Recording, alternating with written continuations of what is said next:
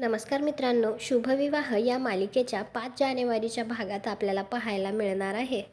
बलदेव भूमी आणि आकाशला म्हणत असतो, तुम्ही जर का मला आधीच सांगितलं असतं की तो सापळा आणून तुम्ही आपल्या बंगल्याच्या मागे पुरलाय तर आधीच काहीतरी करता आलं असतं ना. त्यावेळी आता अथर्व तिथे येतो आणि त्यालासुद्धा विचार पडतो की हे नक्की काय बोलत असतील.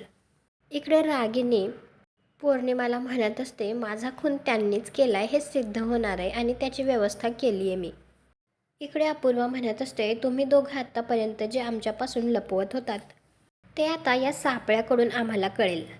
रागिनी म्हणत असते, त्या दिवशी नेमकं काय घडलं, कसं घडलं हे सगळं ए टू झेड सगळं अपूर्वापर्यंत पोचणार. पौर्णिमाला मात्र त्या सगळ्या प्लॅनची काही आयडिया नसते.